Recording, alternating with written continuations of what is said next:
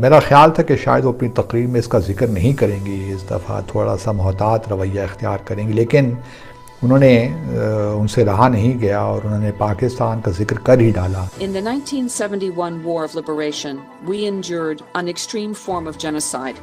In the 9-month-long War of Liberation against Pakistan, 3 million innocent people were... دنیا بھر میں بنگلہ دیش اس وقت جو ہے پاکستان سے تو کہیں آگے ہے۔ اس میں انہوں نے کہہ دیا کہ جی 3 ملین بنگالی مارے گئے، اس میں ہلاک ہوئے اس اسٹرگل میں، اور سارا جو ہے یہ پاکستان کی فوج نے یہ کیا۔ نمسکار دوستوں، ہندوستان کی بات میں آپ کا سواگت ہے۔ یہاں ہندوستان کی ہر خبر آپ کو دیکھنے اور سننے ملے گی، ساتھ ہی پاکستانی سماچار بھی دیکھنے کو ملے گی، اس لیے چینل کو سبسکرائب کرنا اور بیل آئیکن دبانا نہ بھولیں۔ دھنیہ واد۔ killed. ابھی دنیا نے پابندی لگا لی ہے کہ 2024 کے بعد پاکستانی ڈاکٹرز کی ہمیں ضرورت نہیں ہے۔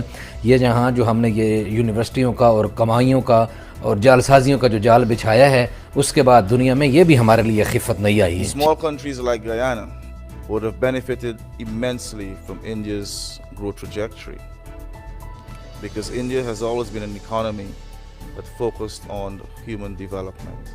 جو ہے کووڈ-19 میں کس طرح ویکسینز پہنچائیں، وزیر اعظم ہے شیخ حسینہ، انہوں نے UNGA سیشن سے خطاب کیا اور اپنے خطاب میں انہوں نے بتایا کہ بنگلہ دیش کس طرح کوشش کر رہا ہے مختلف ایریاز میں، اور کس طرح پاورٹی کے خلاف ایک جنگ کر رہا ہے، کلائمیٹ چینجز کی بھی انہوں نے بات کی۔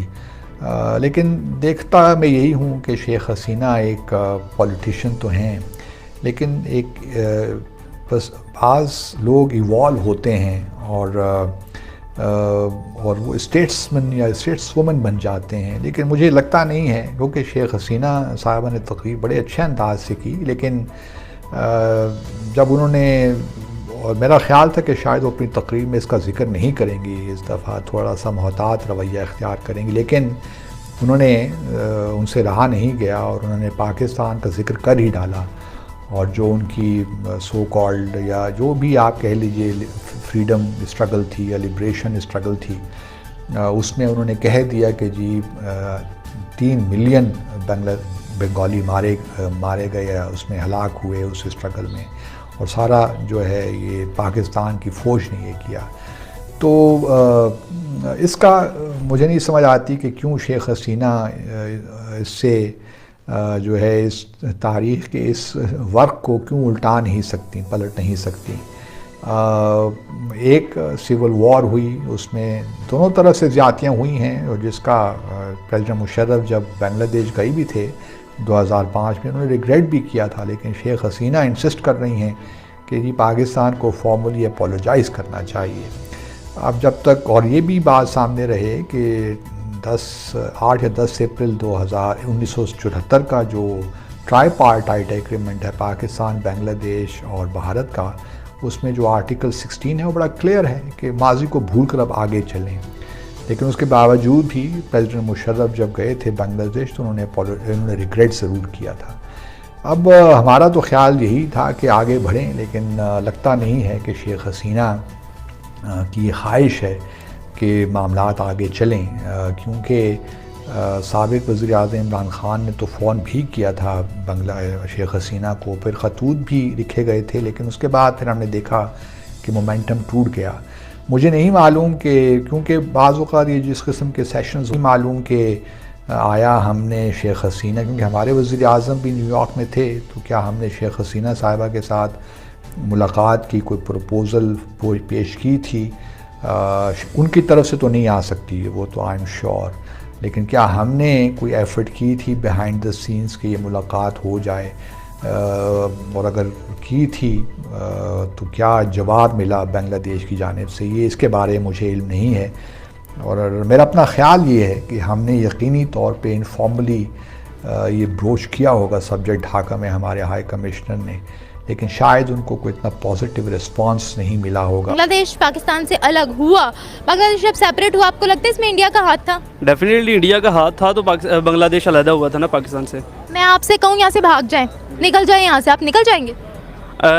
ایکچولی ریزنز یہ ہیں کہ اس کے پیچھے آپ کو بھی پتہ ہے کہ جس طرح ابھی امپورٹڈ حکومت کے پیچھے سازش تھی इसी तरह जब बांग्लादेश अलहदा हुआ था तो उस वक्त भी प्रॉपर साजिशें हुई थी जिसकी वजह से बांग्लादेश जो है हमसे अलहदा हुआ था। साजिशें बांग्लादेशियों के खिलाफ हुई थी? बांग्लादेश के खिलाफ क्यों नहीं, उस वक्त भी साजिश पाकिस्तान के खिलाफ हुई थी, पाकिस्तान के टुकड़े करने की साजिश थी जिसमें इंडिया कामयाब हो गया था। अच्छा, यानी कि इंडिया कामयाब हो गया था। चले, उन्होंने हमसे अलग कर दिया, लेकिन आपको नहीं लगता कि बांग्लादेश हमसे बहुत अच्छी कंडीशन में है इस वक्त? जी बिल्कुल, ये आपकी बात बिल्कुल ठीक है कि बांग्लादेश इस वक्त जो है पाकिस्तान से तो कहीं आगे है। उसकी रीज़न ये है कि वहाँ पर जो है हमारे मुल्क की तरह जो है मीर जाफ़र और मीर सादक कम है, जिसकी वजह से वो तरक्की कर रहा है। अच्छा, आप मुझे ये बताइएगा कि आपको लगता है बांग्लादेश को आगे बढ़ाने में भी इंडिया का हाथ है? डेफिनेटली जब सपोर्ट उनकी है, एडमिनिस्ट्रेशन उनकी थी, बैक एंड पे वो सपोर्ट कर रहे थे, तो कि हम कह सकते हैं कि इंडिया ही उनको सपोर्ट कर रहा था जिसकी वजह से वो हमसे आज आगे हैं। आगे बढ़ने से पहले कता कलामी माफ़, क्योंकि ये आपकी बात से वेरी मच रिलेटिव बात है। हमारे दुनिया भर में हमारे डॉक्टर्स बुलाए जाते थे, माने जाते थे। अभी दुनिया ने पाबंदी लगा ली है कि 2024 के बाद पाकिस्तानी डॉक्टर्स की हमें ज़रूरत नहीं है।